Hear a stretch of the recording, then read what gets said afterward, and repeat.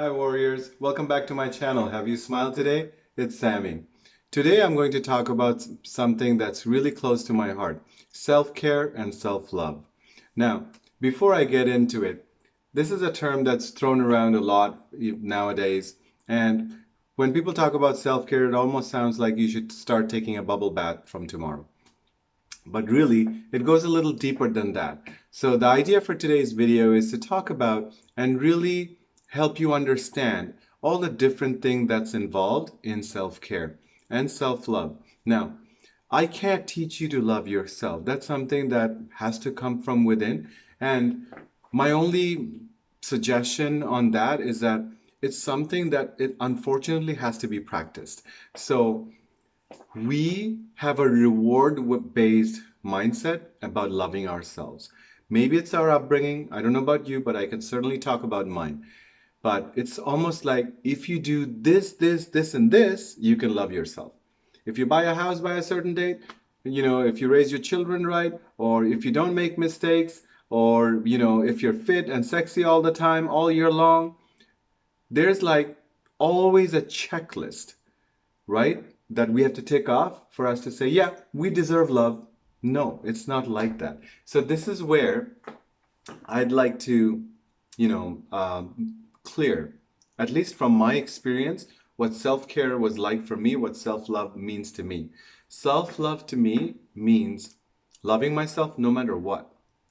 Self-love to me means loving myself through the ups and the downs, through my successes and my failures and my mistakes. That's what self-love is. I'll tell you what, all my life I've been hard on myself. The people around me have seen me achieve one thing or the other, from sports to, coming to Canada, to building my life, to working for some of the biggest brands in the world, from bodybuilding to, achieving a great respect as an instructor at Good Life Fitness. Like, there are things that I've achieved that I've normalized in my head like it's completely normal and it's no big deal. But honestly, when other people look at me, they look at me with the kind of love and respect that I should look at myself with. And that's the part that's always been missing. And I never realized, how differently I looked at myself from how I actually should. The truth is, I'm a badass. The truth is, I'm the bravest person I know.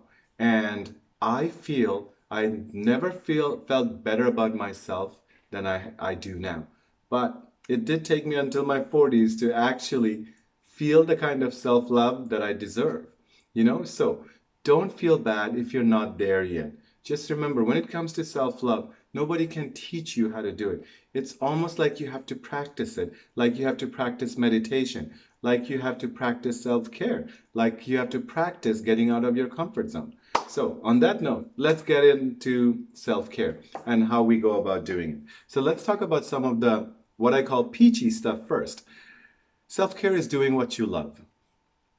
You may have a stressful job or a stressful relationship or whatever it is, but part of your week must include doing things that you love. If you love to go dancing, go dancing.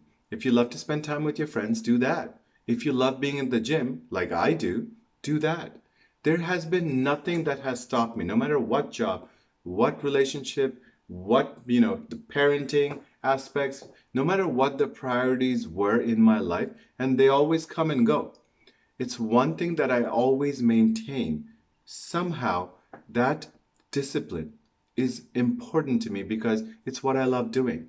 You should not compromise on some of the things that you love doing.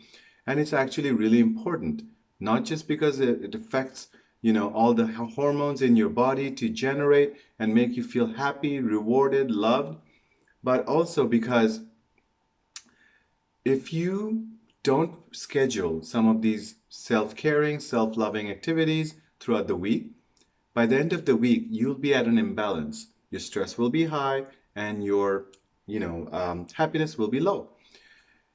If we always leave it to chance, it's not going to happen. So through the week, be strategic about scheduling things that you love. Whether it's music, watching the movie, spending time with friends, doesn't matter. Schedule it anyway. Do what makes you happy.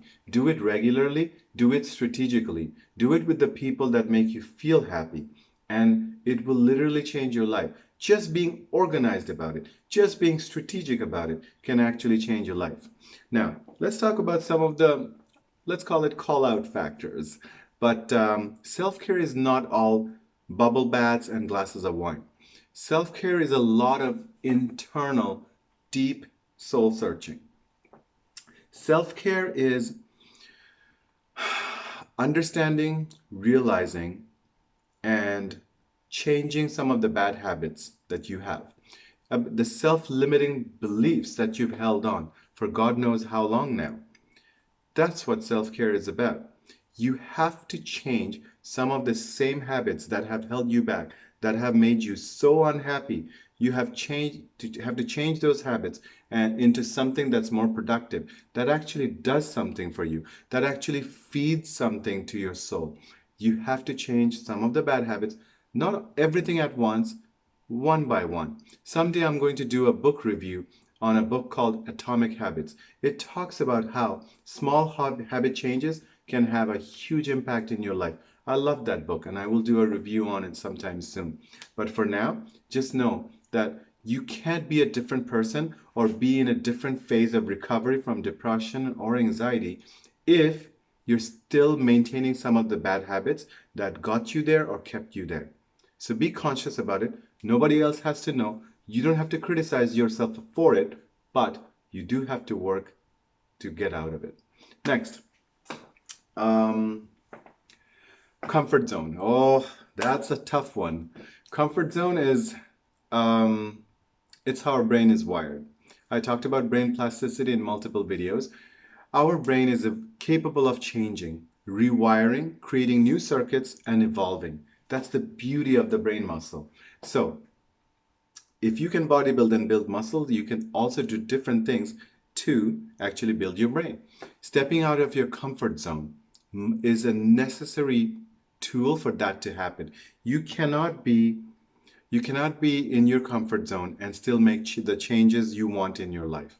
Okay? So, as hard as it is, you can do it in a self-caring way. You can do it in doses that's acceptable and manageable, that's not overwhelming for you. You have the right to do that. In fact, it's recommended that you do that. That would be part of self-care, but also stepping out of the comfort zone and doing things that are good for you, but you're not quite there yet. You have to get into it. You have to start believing that you're capable of doing more than what's just within your comfort zone right now.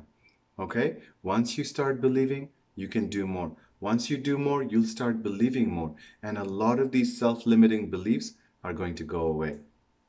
Next is the self-judgment and the self-criticism. I don't know how you grew up, but I grew up with a lot of criticism. So the way I spoke to myself had a lot of criticism in it.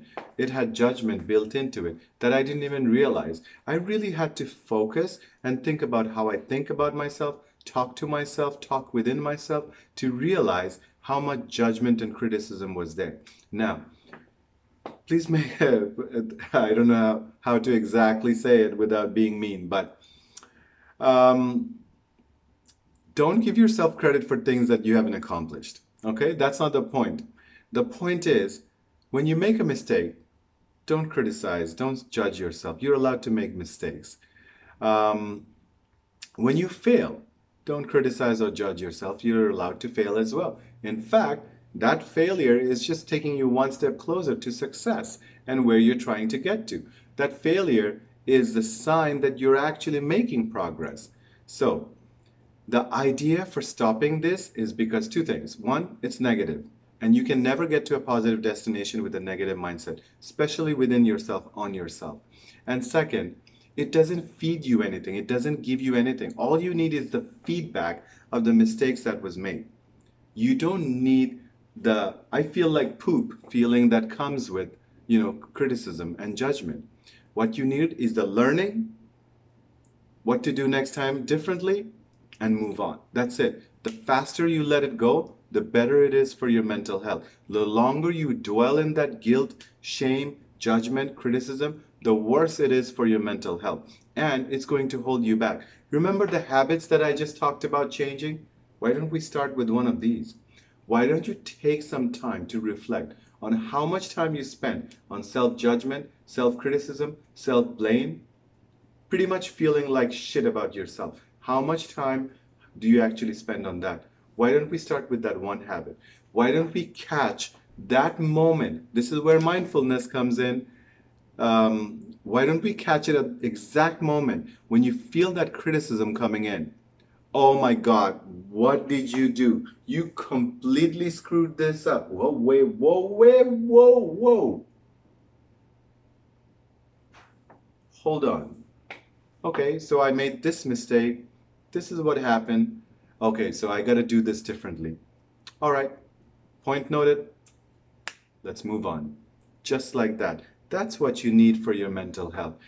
The longer you ponder on it, the more like poop you're going to feel. And it's not going to do you any good. Not for your recovery, not for your improvement, not for nothing. So I recommend you learn to let it go. That's where mindfulness comes in. To stop at the exact moment when it starts messing with your brain is when you stop it and you let it go right there and then too. Yes, you can master this. I will show you over time how to do that. Next, self-care. Very important part is setting boundaries. Now, this is something that we talk about a lot maybe, but this is the reality of setting boundaries. One of the first things I did for my self-care when I was trying to recover is to set boundaries with my own parents, with my own family. You see, you have to set boundaries so that you teach other people how to treat you. It's really, really important. Otherwise, people will treat how they want to treat, not necessarily respect your boundaries and treat you how you would like to be treated. Now, when you have anxiety, depression, you're already feeling like a victim. The world, life is overwhelming enough, right? You don't need other people to come in hard and heavy and make you feel more like shit. So, I urge you to start setting boundaries on A, how you treat yourself, how other people, your family treats you, how your friend treats you, how the bully at work treats you. One of the biggest reasons for my depression and anxiety was the bullying that I faced at work, the discrimination and the racism that I faced at work. It really, really killed my soul. And it was partly because I wasn't strong enough to set boundaries then. I wasn't strong enough to stand up for myself, set those boundaries assertively and say, hey, this is not cool. This is how I want to be treated. These are the repercussions if you don't stop bullying me, etc., etc. So, once you start setting boundaries, you will see your life getting infinitely better because the boundaries protect you. You need to limit the triggers that are coming at you from all sides of life. And when you start setting boundaries, you limit the triggers. This enables your mind to have more space, more focus, more recovery time. You see why it's so critical? You must set boundaries. Now, do it unapologetically. Do what's good for you, what you can handle, and what you cannot handle. Tell people without feeling guilty about it. No, that doesn't make you weak. What it does is make you assertive. You're setting ground rules for how you want to be treated so you can recover. And the recovery is your right. All right, last one. Self-care. Now, this one might sound a little weird, but I want you to lead with gratitude. I want you to lead with thankfulness. And you might say, Sami, wait a minute. How does being grateful help me with caring about myself better? Well, here's the thing. As I said, you can't reach a positive destination with a negative mindset. So, one of the first things, this is how the universe works. Whether you believe in God or universe or the energy, the truth of the matter is, to heal yourself, to feel better inside, you must start with a positive step. Let gratitude be that positive step. Even if it's 2 things every day that you feel grateful about, start the day by repeating and affirming those 2 things that you're grateful about. End the day with those 2 things that you're grateful about. I promise you, it's actually not 2. If you sit down right now and start writing every single thing you're grateful about, You will be amazed to see how long your list actually is. I challenge you, go ahead, try it. Write down, start listing everything you're grateful about. My list wouldn't go on. I got hungry and I had to stop. So, honestly, leading with gratitude, A, it rewires your brain, which you need to recover. B, it helps you step forward on a positive note. Put your best foot forward. It makes you appreciate what you already have.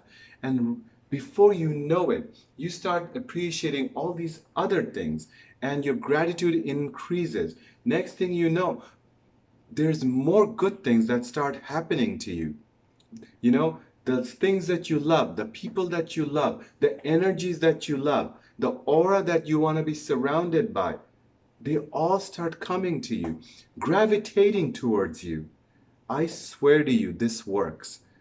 Try it. No matter how hard it is to be grateful right now, wherever you are in life. Start with gratitude. See what happens. See how it changes, but do it consistently. You have to practice it every day. You have to practice it maybe multiple times a day, and then watch the miracles happen. So that's it for this video from me. I just hope it really helps you understand self-care is not all peaches and roses. Self-care sometimes is a really tough journey of understanding who you are, who you've been, and what needs to change for you to treat yourself better, love yourself anyway, and have others treat you better, for your life to overall improve. But if you have any questions, I'll be happy to answer. Please reach out. Other than that, please click the subscribe button if you want to see more videos like this, and let me know if this was helpful. All feedback is appreciated. Other than that, I'll see you next time. Thank you so much for watching this video. I'll see you next time. Love, peace, respect. Bye.